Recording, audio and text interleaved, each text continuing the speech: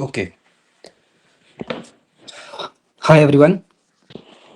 Welcome to another session of CSAT Code. If you are new here, I started CSAT Code as a free initiative to guide people in their preparation for prelims CSAT. This is a Telegram based initiative.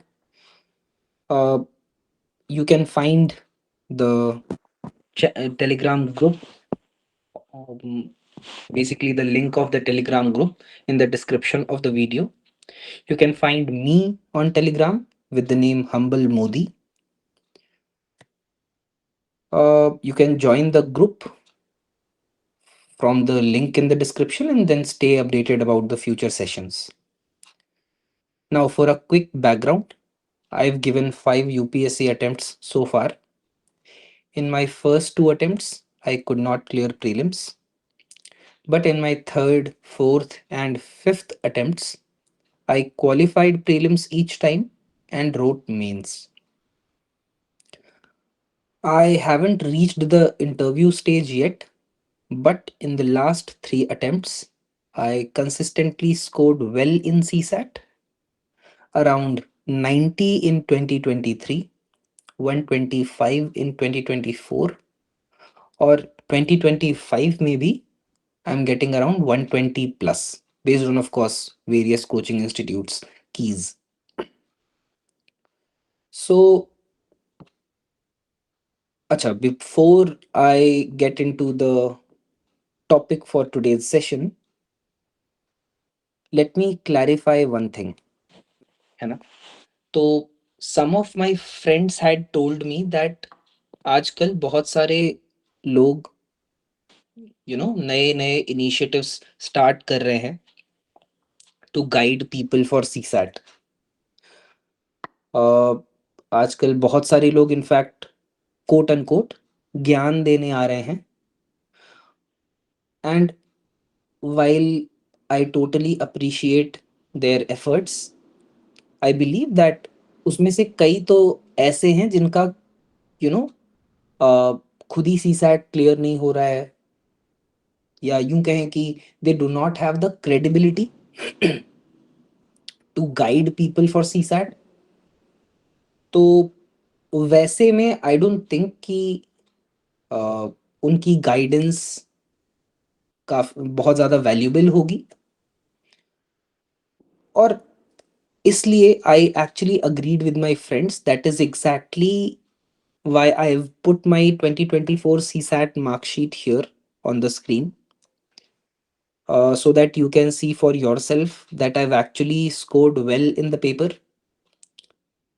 Uh, it is not to boast, it is just to make sure that if you are giving me your time, तो आपको पता होना चाहिए that I've been through this phase myself.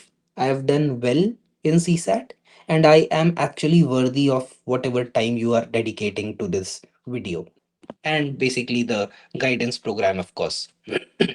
That's all. That is the purpose of uh, the mark sheet being on the screen today.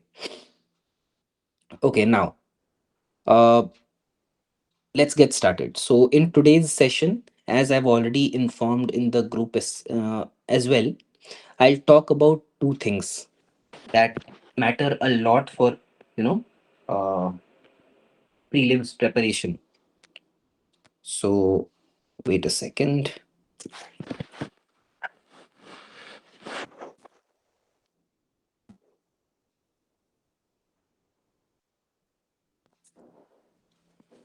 So, first thing first,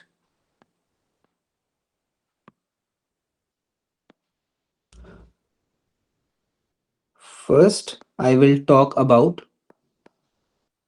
how to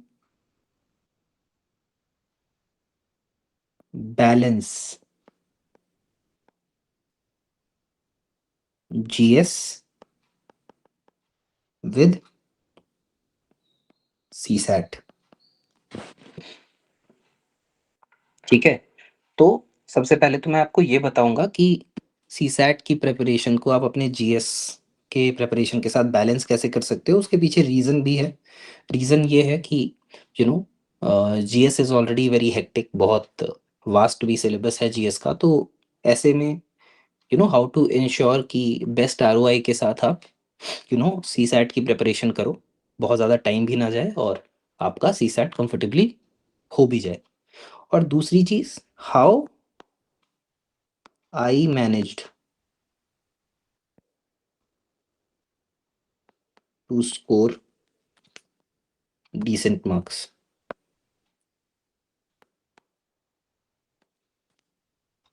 consistently, like what was my strategy, background क्या है, किस वजह से मेरे ठीक ठाक marks आ रहे हैं। तो पहले पार्ट से शुरू करते हैं। देखो, सबसे पहले तो सी सैट को जीएस से बैलेंस कैसे करना है। मुझे ऐसा लगता है कि बहुत ज़्यादा टाइम देने की ज़रूरत नहीं होती सी सैट में। आप अगर दिन में 8 घंटे पढ़ रहे हो, assuming that you are studying for 8 hours, मुझे ऐसा लगता है कि ऑलमोस्ट लाइक जब आप मतलब based on whenever you are starting your CSAT preparation, आपको 1.5 टू 2 आवर्स तो देने चाहिए। ये टोटल हो गया आपका, ये सीसैट को दो और जीएस को बाकी का, राइट। अब तो टाइम तो आपका ये होना चाहिए, इतना टाइम आपको डेली देना ही चाहिए।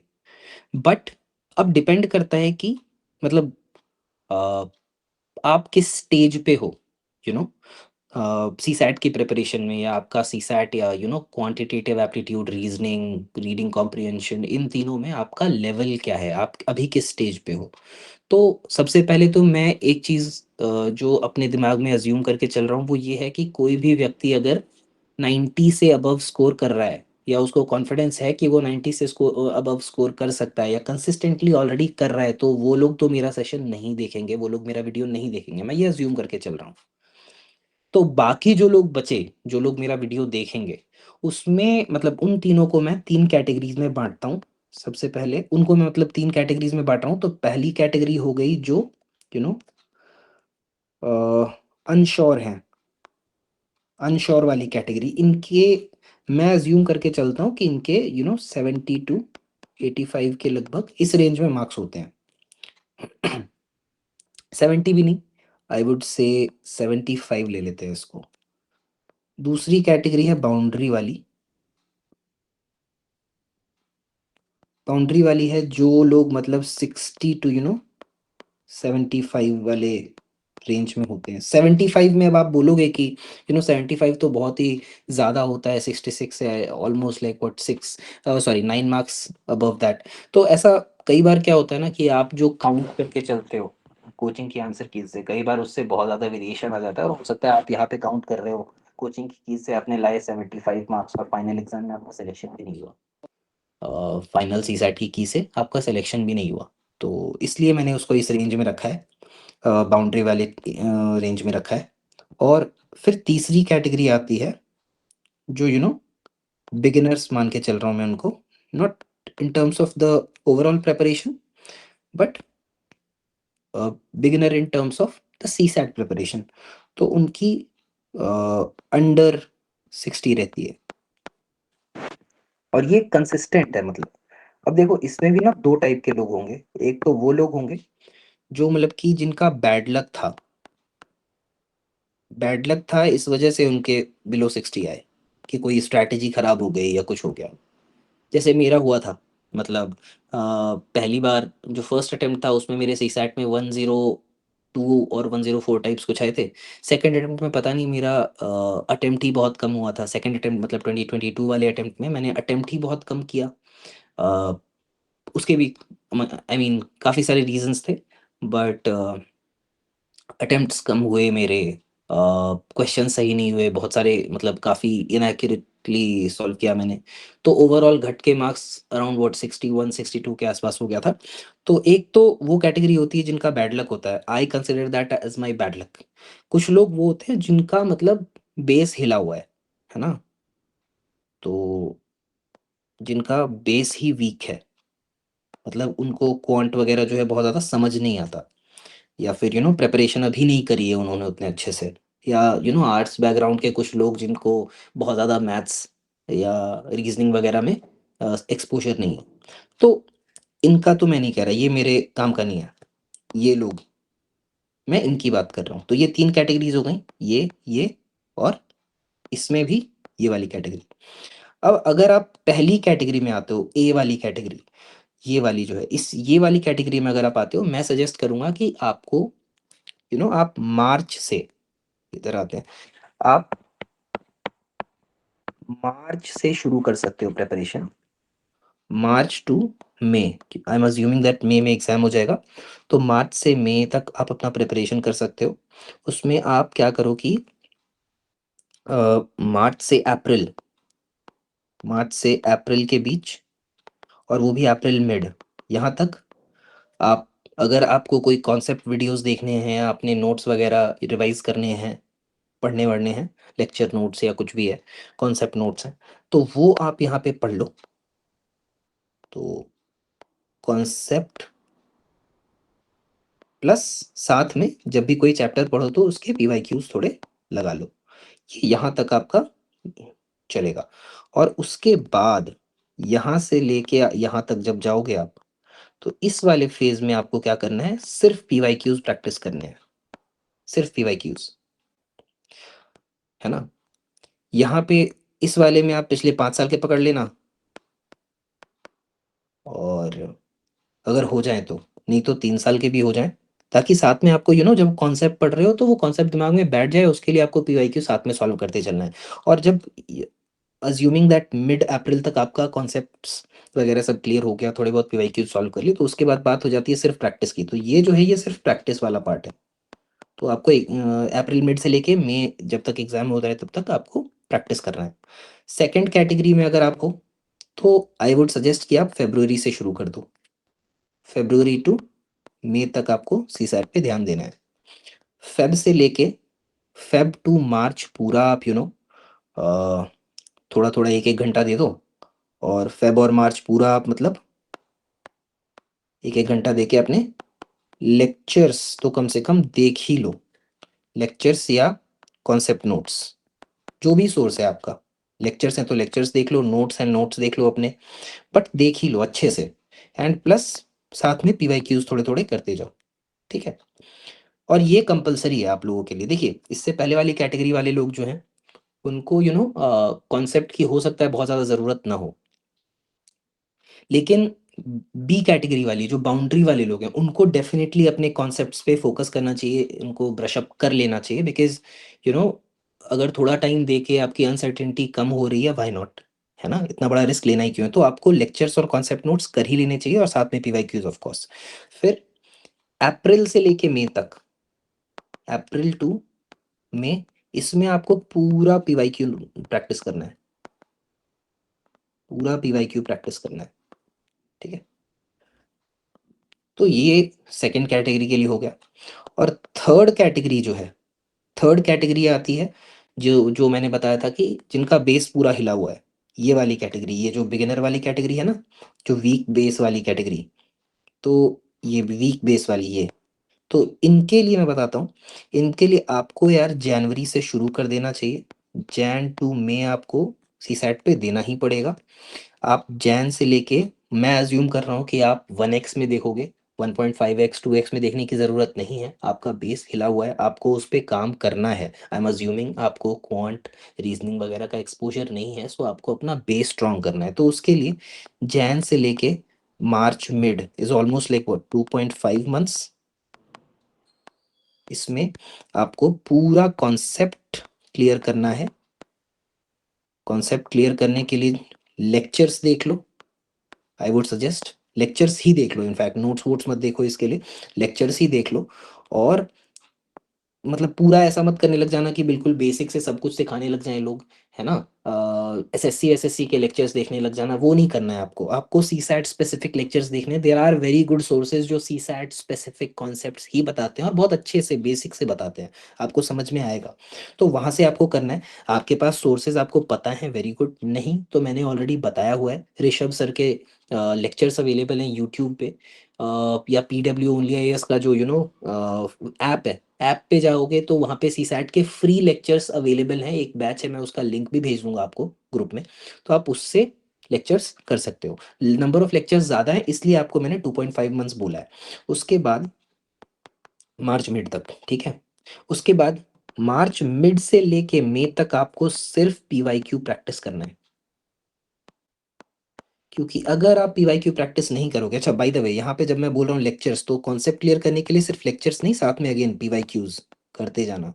जनरली क्या होता है, जो ऋषभ सर के लेक्चर्स मैंने बोले हैं उसमें वो खुद ही से आपको PYQs करवा देंगे थोड़े थोड़े से प्रैक्टिस, ताकि आपको हो जाए थोड़ा अंदाजा की, और कॉन्सेप्ट दिमाग में बैठ जाए।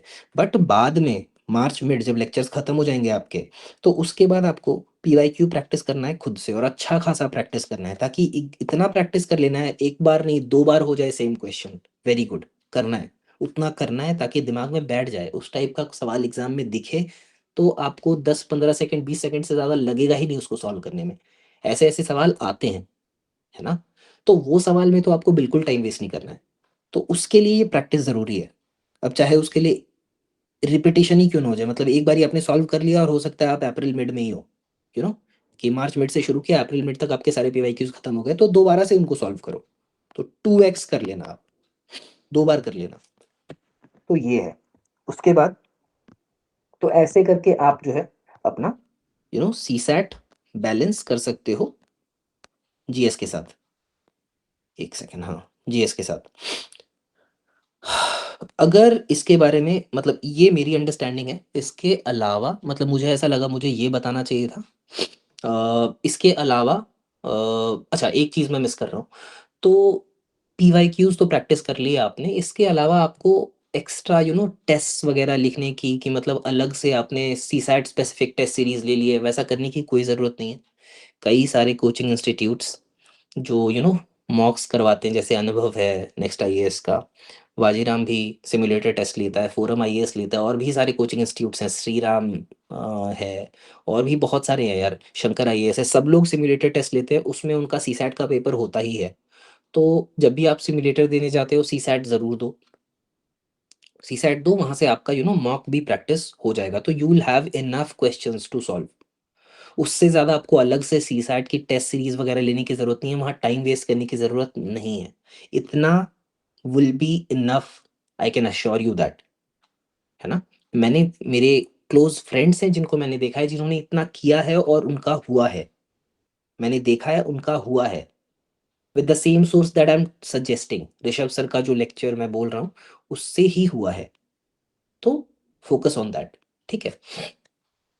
उसके अलावा अगेन लास्ट में एक चीज और करना, जो I think last lecture, last video में भी मैंने बताया था, कि मतलब जब एग्जाम आने वाला हो ना, तो लास्ट वीक में आपको क्या करना है कि जो PYQs हैं, पेपर्स हैं बेसिकली, फुल लेंथ पेपर्स, वो पेपर्स आपको पूरे सॉल्व कर लेने हैं।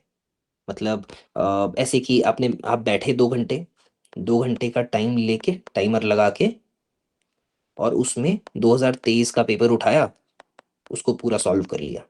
ऐसे एक दिन फिर से 2 घंटे लिए, और उसमें 2024 का पूरा पेपर सॉल्व कर लिया, है ना। ये बहुत ज़रूरी है, जो full length paper, actual exam वाला पेपर, वो सॉल्व करना बहुत ज़रूरी है। और पूरे एकदम मतलब शिद्दत के साथ बैठ के एकदम एग्जाम कंडीशन में सॉल्व करना, ये बहुत ज़रूरी है। तो ये ज़रूर करना, लास्ट के 1 वीक में 4 5 साल के पेपर्स लगा लेना, ठीक है। ये एक चीज़ है। अ, मैंने खुद ही इस बार 2025 वाले अटेम्प्ट में, तो of course I was appearing in prelims while I was in my job, तो मेरे पास ज़्यादा टाइम था नहीं। तो मैंने तो जो मई से ही शुरू किया था CSAT पढ़ना, बट लास्ट ईयर की थोड़ी बहुत मेहनत थी तो वो काम आ गई, तो ठीक ठाक मार्क्स आ गए। लेकिन लास्ट ईयर मैंने प्रॉपर मार्च से थोड़ा बहुत पढ़ना शुरू कर दिया था, जैसे मैंने बताया है इसमें, थोड़ा बहुत तो मार्च तो नहीं बोलूँगा, एक्चुअली अप्रैल से थोड़ा बहुत पढ़ना शुरू कर दिया था। अप्रैल से पढ़ना शुरू कर दिया था। और बाकी सारी चीज़ें मैंने वैसे ही करी थी कि मतलब थोड़े बहुत लेक्चर्स जो जो मेरे को लगे थे वो मैंने देख लिए। जो मेरे को लगा था जहाँ से सवाल ज़्यादा आते हैं वो सब टॉपिक्स कवर कर लिए मैंने, है ना? वही लेक्चर्स को 2x पे भगा के देख लिया। PYQs प्रैक्टिस कर लिए। एंड लास्ट में जाके जो पिछले 4-5 साल के पेपर्स हैं वो फुल लेंथ 2-2 घंटे बैठ के पिछले लास्ट के एक हफ्ते में वो लगा लिया। I think that worked well, that worked really well, और काम हो गया था वैसे। तो ये मेरा था। और अगेन आरसी में एक्चुअली एक्यूरेसी भी मेरी थोड़ी सही थी, तो आई थिंक वो भी हेल्प किया था। एनीवे, तो मैंने ऐसे बैलेंस किया था, और मैंने आपको भी बता दिया है कि आप जिस भी कैटेगरी में फॉल करते हो आप अपने हिसाब से देख लो। आप अनश्योर वाली कैटेगरी में हो या बाउंड्री वाली कैटेगरी में हो, या फिर आप बिगिनर वाली कैटेगरी में हो, जिसमें भी हो आप अपने हिसाब से देख लो, और उसके हिसाब से आप अपनी प्रिपरेशन को अलाइन कर सकते हो और जीएस के साथ सी सैट को बैलेंस कर सकते हो। अब आते हैं कि मैंने कैसे तीनों बारी कंसिस्टेंटली डिसेंट मार्क्स स्कोर किए हैं सीसैट में। तो यार मेरा ना बड़ा सिंपल सा फंडा था। पहले मैं तुमको थोड़ा सा बैकग्राउंड बता देता हूँ अपना, थोड़ा सा बैकग्राउंड जो यहाँ पे रेलेवेंट है। कि जब मैं केपीएमजी में जॉब कर रहा था, तो उस टाइम पे क्या हुआ था कि अ, मेरे दिमाग में पता नहीं बैंकिंग, मतलब बैंकर बनने का वो चढ़ा था, शौक था। तो मैंने क्या किया कि एसबीआई वगैरह के पेपर एग्जाम्स के लिए मैंने प्रिपरेशन करनी शुरू करी थी। तो 3-4 महीने मैंने प्रिपेयर किया था। एंड क्वांट वगैरह रीजनिंग वगैरह उसमें भी होती है। तो उससे 3-4 महीने मैंने प्रिपेयर किया। फिर मेरा इंटरेस्ट खत्म हो गया, फिर मैंने उसको छोड़ दिया। And this is in what 2020, या दिस वाज इन 2020। तो 3-4 महीने प्रिपेयर करने के बाद फिर मैंने उसको छोड़ दिया था। तो वहाँ से थोड़ा बहुत तो मेरा मोमेंटम बन गया था, और थोड़ा बहुत अंडरस्टैंडिंग हो गई थी ये क्वांट और रीजनिंग का, मतलब और एप्टीट्यूड तो डेवलप हो ही गया था। तो वो चीज़ आई थिंक फर्स्ट अटेम्प्ट में हेल्प करी थी। दैट इज़ वाई मतलब ऐसा हुआ था कि लास्ट वीक में एग्जाम से जस्ट एक हफ्ते पहले का जो टाइम होता है उसमें मैंने बस दो प्रीवियस ईयर पेपर्स लगा लिए थे, और उसमें चूंकि ठीक ठाक मार्क्स आ गए तो मैं वैसे ही उतना करके चला गया था। And I was still able to score decent marks. उसके पीछे का रीज़न भी वही था कि मतलब पहले ही प्रिपेयर कर लिया था बैंकिंग के टाइम पे थोड़ा बहुत। तो उसका इम्पैक्ट था कि ठीक ठाक मार्क्स आ गए थे अगले साल। लेकिन जैसे मैंने बताया कि it is not like less about content and more about the strategy and approach, है ना, प्रिपरेशन। तो 2022 के अटेम्प्ट में देखो मेरा अप्रोच खराब था, स्ट्रैटेजी सही नहीं थी पेपर में। तो अटेम्प्ट्स भी ज़्यादा नहीं हो पाए, सवाल ज़्यादा अटेम्प्ट नहीं हो पाए, और मैं फेल भी हो गया था सी सैट में। आई थिंक 60, जैसे मैंने बताया 61 टाइप्स कुछ मार्क्स थे, या शायद उससे भी कम, I don't even remember now. But ऐसे मार्क्स थे मेरे। तो ये प्रॉब्लम हुई। अब 2023 में आई वाज वेरी कॉशियस, है ना। और 2023 का आपको अगर पता होगा तो याद होगा अगर किसी को, तो पेपर थोड़ा टफ था कंपैरेटिवली, है ना, बाकी टाइम से। लेकिन मेरी स्ट्रैटेजी क्लियर थी। 2023 की मेरी स्ट्रैटेजी थी कि मुझे जो आएगा मैं वो बनाऊंगा। मतलब मैं ऐसा कोई फिक्स स्ट्रैटेजी लेके नहीं जाऊंगा कि मेरे को सीसैट से ही शुरू, सॉरी सीसैट पे मेरे को आरसी से ही शुरू करना है, या रीडिंग कॉम्प्रिहेंशन से ही, या फिर मेरे को रीजनिंग से ही शुरू करना है, या मेरे को क्वांट से ही शुरू करना है। नहीं, मैंने पेपर देखा, उसमें मेरे को जो सवाल दिखता गया कि बनाना है, मतलब आता गया, वो मैं बनाता गया, है ना।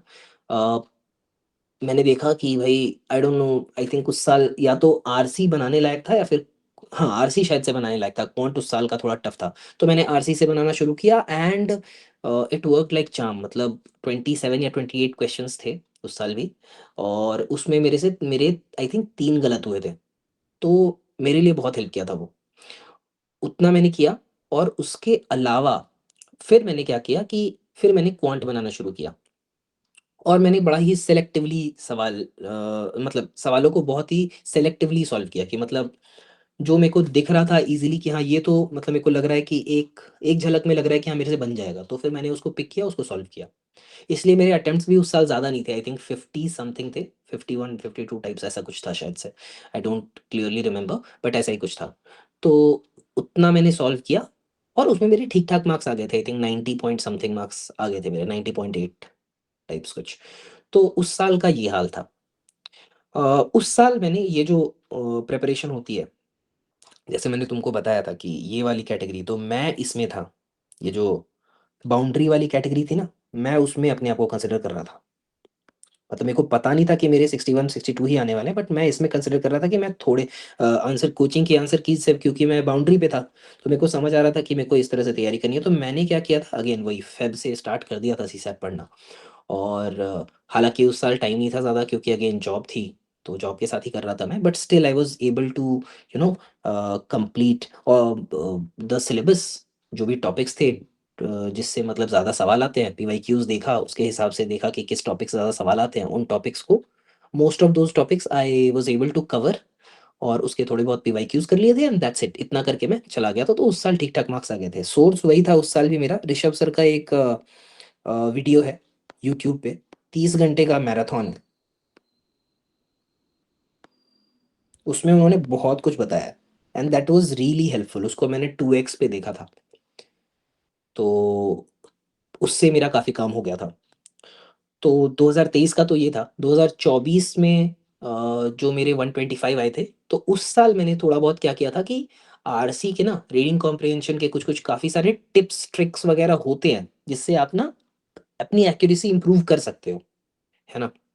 2024 में जैसे मैंने एक चीज़ करी थी कि मैंने चैट जीपीटी चैट जीपीटी को अपना पूरा रीडिंग मतलब यूपीएससी के जो पीवाईक्यूज हैं, तो रीडिंग कॉम्प्रिहेंशन के मैंने उसमें खूब सारे पीवाईक्यूज डाल दिए और उनके आंसर्स भी डाल दिए, और उसको मतलब बेसिकली ऐसे ट्रेन कर दिया थोड़ा बहुत कि भाई यूपीएससी अगर ये पैसेज दे रही है, और ये सवाल पूछ रही है, तो उसका आंसर जैसे मान लो सी है तो सी ही होगा। तो मैंने उसको इस हिसाब से मतलब ट्रेन करने की कोशिश करी कि भाई वो समझ ले कि यूपीएससी किस टाइप के आंसर्स को जनरली सही मानती है रीडिंग कॉम्प्रिहेंशन में। तो जब 30 40 सवाल मैंने 30 40 रीडिंग कॉम्प्रिहेंशंस मैंने उसमें डाल दिए, तो उसके बाद इट वाज ट्रेन्ड इनफ। फिर उसमें मैंने प्रैक्टिस करना शुरू किया, कहीं से भी रैंडम ये उठाता था, पैसेज उठाता था, या फिर पीवाईक्यू उठा लेता था, तो उसमें मैं डाल देता था। और उसके बाद अपने आंसर्स गेस करता था, फिर मैं देखता था कि चैट जीपीटी ने क्या गेस करा है और यूपीएससी का एक्चुअल आंसर क्या है। और फिर अगर मेरा आंसर और यूपीएससी का आंसर अलग है, मतलब मान लो कि यूपीएससी का जो आंसर है और जो चैट जीपीटी का आंसर है वो सेम है, और मैंने गलत आंसर दिया है, तो फिर मैं चैट जीपीटी से पूछूंगा कि उसने यही आंसर क्यों सेलेक्ट किया। UPSC will itself not be coming to tell you कि उसने वो आंसर क्यों सेलेक्ट किया, बट चैट जीपीटी ने भी अगर वही आंसर सेलेक्ट किया है तो यूपीएससी, सॉरी, चैट जीपीटी तो बता पाएगा ना कि उसका थॉट प्रोसेस क्या था, उसने क्यों वो आंसर सेलेक्ट किया। तो फिर उससे मेरी भी ब्रेन थोड़ी सी रिवायर हुई कि मुझे एक्चुअली कौन सा आंसर सही मार्क करना है।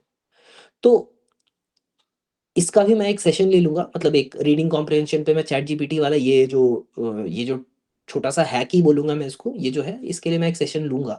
But this was very helpful, इससे मेरी एक्यूरेसी बहुत बढ़ गई थी, मतलब आई थिंक 21 20 के अराउंड मेरे सही होते थे, 27 28 में, and it went up to 2024 में तो आई थिंक मेरे 25 सही हो गए थे। दो ही गलत हुए थे आई थिंक, 25 26 जो भी था, मेरे दो ही गलत हुए थे। तो ये था मेरा एक्यूरेसी उस साल। तो उस पे मैंने बहुत काम किया। फिर उसके अलावा क्वांट वगैरह पे भी वही ऋषभ सर के लेक्चर्स थे, पीडब्ल्यू ओनली आईएएस का जो ऐप है उस पे सृजन प्रोग्राम मैंने ज्वाइन किया था उस साल। ज़्यादा कोई लेक्चर वेक्चर नहीं किया था उसका, बस फ्री में यही मेरे को मिला था, जो सीसैट वाला जो भी मिला था उसमें से फ्री में जो सीसैट वाला लेक्चर्स अवेलेबल था, मैंने वो कर लिया था 2x में, और सारे टॉपिक्स नहीं किए थे, सिर्फ वो वाले जो मतलब मैंने देखा कि टॉप कंट्रीब्यूटिंग टॉपिक्स कौन से हैं, जो सबसे ज़्यादा सवाल किन किन टॉपिक्स से आते हैं, उन सवालों को मैंने उन सवालों वाले टॉपिक्स को मैंने चूज़ किया, उनके लेक्चर्स देखे और 2x में देखे ऑफकोर्स, और उनके पीवाईक्यूज वगैरह सॉल्व किए, और वैसे करके मैं चला गया। ये 2024 में मैंने किया था, और 2024 में मेरे ठीक ठाक मार्क्स आ गए थे। 2025 का मैंने आपको ऑलरेडी बता दिया कि मई का ही टाइम था सिर्फ मेरे पास, तो मई से ही मैंने शुरू किया था। लेक्चर्स इस बार ज़्यादा नहीं देखे थे, पिछले साल के नोट्स ही थे, तो थोड़े बहुत अपने मतलब नोट्स देख लिए थे, थोड़े बहुत लेक्चर्स देखे थे कुछ कुछ इंपॉर्टेंट टॉपिक्स के, अगेन 2x में, और बाकी पीवाईक्यू सॉल्व कर लिए थे। मेरे पास कुछ एक पीवाईक्यू डॉक्यूमेंट भी है, तो वो मैं आपके साथ शेयर कर दूंगा। वो आप एक बार देख लेना, है ना, पीवाईक्यू का डॉक्यूमेंट, उससे आपको प्रैक्टिस वैक्टिस करने में काफ़ी आसानी हो जाएगी। तो वो एक चीज़ है। और उस तरीके से मेरा इस बार भी 120 प्लस आ गया। आई थिंक इस बार का बहुत ज़्यादा मेहनत नहीं था उसमें। आई थिंक पिछले बार जो मैंने पूरा मेहनत किया है सी सैट में, that give me results this year also, है ना। तो वो एक चीज़ थी। ओके, तो I think I have Fairlie explained how I have scored these marks consistently. अब इसमें और भी चीज़ें आती हैं, जैसे पेपर कैसे अप्रोच करना है, जैसे एक दो चीज़ें होती हैं कि पेपर, मतलब ये तो मैंने आपको बताया कि मैंने प्रेपरेशन कैसे करी ना। बट जैसे एग्जाम में जब मैं चाहता हूँ तो सी सैट के पेपर में ना, अ, मैं बता रहा था ना, मैं फिक्स्ड माइंडसेट से नहीं जाता कि मैं क्वांट ही सॉल्व करूंगा या रीजनिंग ही सॉल्व करूंगा या रीडिंग कॉम्प्रिहेंशन ही सॉल्व करूंगा। मेरे को जो लगता है कि बन रहा है, मैं वहीं से बनाना शुरू करता हूँ। मैं वन से शुरू करके, यू नो वन से ही शुरू करता हूँ हमेशा। तो अ, हाँ, एक चीज़ जो मेरी रहती है वो ये है कि, है ना, एक बार पिक एंड चूज कर लेता हूँ, 4-5 क्वेश्चंस में क्वांट के बना लेता हूँ रैंडमली, कहीं से भी उठा के। तो पेपर ऐसे पलटा मैंने, और जो भी थोड़े बहुत छोटे मोटे सवाल दिख गए जो मेरे को लगा थोड़े फेमिलियर से हैं, तो उनको मैंने 4-5 सवाल उठा के और बना लिया। होता ये है कि इससे ना स्पीड रीड, मतलब थोड़ा सा जब आप स्पीड रीड करते हो इन सवालों को और सॉल्व करते हो, तो मैथ्स एक्चुअली आपके दिमाग को ना बहुत एक्टिव कर देता है ना। तो इसलिए मैं क्वांटिटेटिव एप्टीट्यूड के 4-5 सवाल बना लेता हूँ ताकि दिमाग जोन में आ जाए, सवाल सॉल्व करने के जोन में आ जाए। और एक बारी 4-5 सवाल सॉल्व करने के बाद एक बार मैं जोन में आ गया, फिर मैं रीडिंग कॉम्प्रिहेंशन वगैरह देखता हूँ या क्वांट देखता हूँ, मतलब दोनों में से जो भी मेरे को सॉल्व करना है। जनरली प्रेफरेंस इज कि 4-5 सवाल सॉल्व करने के बाद मैं रीडिंग कॉम्प्रिहेंशन पे चला ही जाता हूँ, क्योंकि मुझे पर्सनली ऐसा लगता है कि कितना भी टफ हो रीडिंग कॉम्प्रिहेंशन, ठीक ठाक स्कोर करके आप ले जाओगे अगर आपको रीडिंग कॉम्प्रिहेंशन में पकड़ है। तो जनरली यही होता है, मैं रीडिंग कॉम्प्रिहेंशन पकड़ लेता हूँ जनरली। बट मॉक्स में मैंने देखा है मेरे लिए दोनों चीज़ें काम करती हैं। मेरे को जो सही लगा, मतलब मेरे को अगर क्वांटिटी इजी लगा तो कई बार तो 30-40 सवाल क्वांट के ही पहले बना लिए, ऐसा टाइप्स, है ना, 30 सवाल क्वांट के ही बना लिए। तो मॉक में मैंने ये भी किया है, बट एग्जाम में 2025 में मैंने पहले रीडिंग कॉम्प्रिहेंशन सॉल्व किया 5 सवाल क्वांट के करने के बाद, एंड देन उसके बाद मैंने आई थिंक 45 to 50 मिनट्स लगे थे। एंड उसके बाद और शुरू के ऑफ कोर्स 5-6 मिनट, जो 4-5 सवाल सॉल्व करने में गए 4-5 मिनट, उसके बाद मैंने बाकी के क्वांट और रीजनिंग के सवाल सॉल्व करने शुरू करे। और टोटल मेरे को याद है, I think if I am not wrong, 60+ questions मैंने इस बारी सॉल्व किए सी सैट में, है ना। तो 60+ सवाल मैंने मतलब अटेम्प्ट किए थे। तो उसके बाद मेरे 120+ के अराउंड आए। मोस्टली मिनिमम तो मतलब 125 ही आए हैं, कुछ 120 ही आए हैं कोचिंग इंस्टीट्यूट से। तो ये मेरा रहा है, मतलब ये मेरा अप्रोच रहता है एग्जाम के अंदर, है ना। एक चीज जो मैं बिल्कुल मतलब अवॉइड करता हूँ और मैं आपको भी बोलूंगा कि आप लोग अवॉइड करना, is that never fight with the questions. Never ever fight with a question. ये गलती मैंने 2022 में करी है। कई बार ऐसा होता है, आप सवाल को ईगो पे ले लेते हो। ईगो वैसे तो बहुत अच्छी चीज़ है, लेकिन एग्जाम कंडीशन में इट्स वेरी बैड। बैड क्यों है कि ये टाइम बाउंड कंडीशन वाला एग्जाम है, टाइम बाउंड होता है पूरा पेपर। तो उसमें अगर एक सवाल में मान लो 15, मतलब 10-15 सेकंड में अगर आपको समझ में आ गया कि ये सवाल कैसे बनना है ना, तब तो आप उसको सॉल्व करो। लेकिन अगर 1 मिनट हो गया है, यू नो और अभी तक आपको समझ ही नहीं आया कि सवाल क्या है, 1 मिनट तो फिर भी मैंने ज़्यादा बोल दिया, 30-40 सेकंड भी हो गए हैं, और आपको समझ नहीं आया कि सवाल क्या है, तो आपको स्किप करना चाहिए। स्किप करिए फटाफट और अगले सवाल पे चाहिए। कई बार क्या होता है, ईगो में आके हमने 1 मिनट, 2 मिनट, 3 मिनट भी वेस्ट कर दिए। उसके बाद अब क्या होता है, हमारे दिमाग में फियर आ जाता है कि भाई 3 मिनट इस पे ऑलरेडी स्पेंड कर चुका हूँ, मैं या कर चुकी हूँ मैं, अगर कोई लड़की है तो।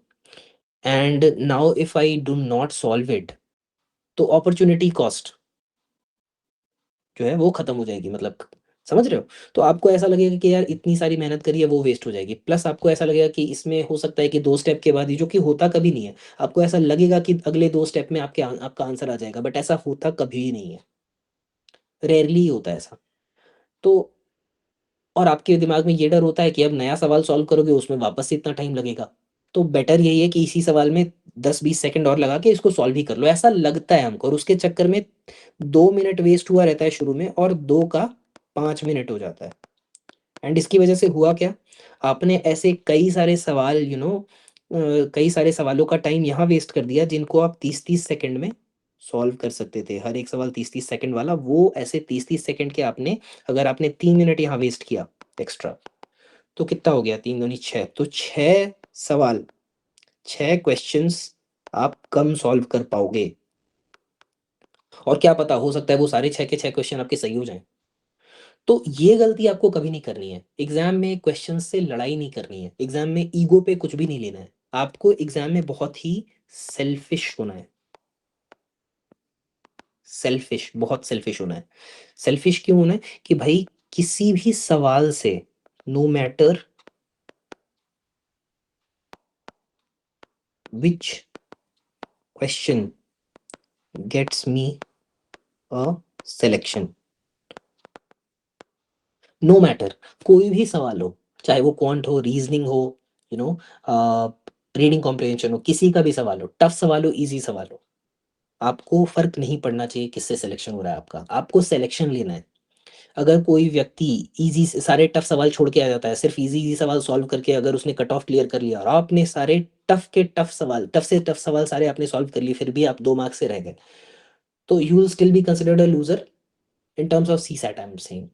आप फिर भी मतलब प्रीलिम्स का एग्जाम फेल कर जाओगे और वो बंदा क्लियर कर लेगा, बिकॉज वो सेल्फिश था, उसने अपने बारे में सोचा, अपना इजी सवाल सॉल्व किए, अपनी स्ट्रैटेजी सही रखी, इजी सवाल सॉल्व की, ईगो पे नहीं लिया और वो आगे बढ़ गया।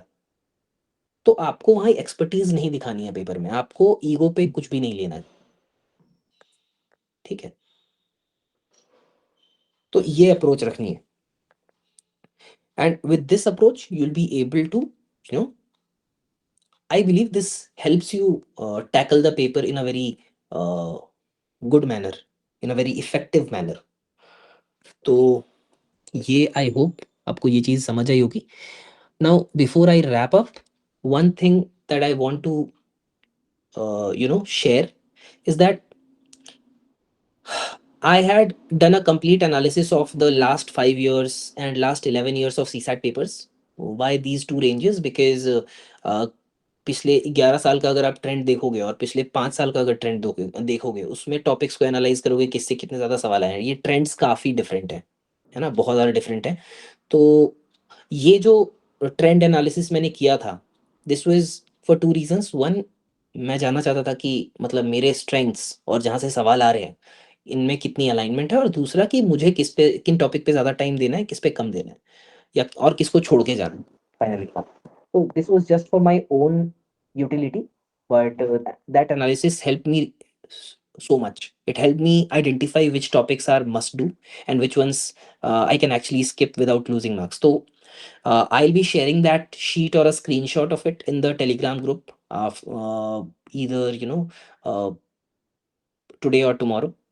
तो मैं वो शेयर कर दूंगा, and if needed we can discuss that analysis in detail in the next session as well, है ना? तो ये है। देखो यार, after all that we have discussed today, मैं एक बारी फिर से रीआइट्रेट कर दूं, हमारा गोल यहाँ पे टॉपिक्स टीच करना नहीं है। हमारा गोल है कि हमारी स्ट्रैटेजी सही हो, हमारा अप्रोच टू प्रिपरेशन सही हो, हम बहुत ज़्यादा टाइम ना दे दें जिससे कि हमारा एफर्ट वेस्ट हो जाए, बहुत कम टाइम ना दे दें जिससे कि सी सैट का प्रिपरेशन ढंग से हो ही नहीं और सिलेक्शन रुक जाए। हमारा गोल है कि एक सेफ स्कोर अचीव करना, बेस्ट आरओआई, मतलब मिनिमम एफर्ट्स देके और बेस्ट आरओआई के साथ, मिनिमम तो नहीं बोलूंगा, मतलब जितना रिक्वायर्ड है उससे ज़्यादा नहीं, उससे कम नहीं, है ना? तो ये है। So that is it for today's session. The idea was to help you get some clarity that CSAT is not about fear, it is about strategy and self-awareness. I hope कि आपको उस लेवल की clarity मिली होगी, and if you found this useful, तो आप एक बारी हमारा टेलीग्राम ग्रुप ज्वाइन कर लेना फॉर फ्यूचर सेशंस, है ना? वहाँ पे मैं अपने सारे अपडेट्स डालता हूँ, कुछ भी मटेरियल वगैरह आएगा मैं वहीं पे डालूंगा। और अगर आपको यूज़फुल नहीं लगा तो you can share your feedback in the comments, या फिर ग्रुप में भी आप बता सकते हो कि नेक्स्ट सेशन में और क्या इम्प्रूव कर सकते हैं हम लोग। If you are watching this late, तो अगेन एनी वे मतलब आप मुझे मैसेज कर सकते हो टेलीग्राम पे या ग्रुप में डाल सकते हो, आपका कोई भी सजेशन वगैरह हो, कुछ भी हो। अ, एक लाइक या कमेंट वगैरह आप कर देना। It really helps in spreading the initiative to other serious aspirants. I'll see you in the next session where we'll probably discuss the CSAT paper analysis and topic prioritization in detail. Until then, stay focused and keep your calm. That's half the battle won. All right. Good day.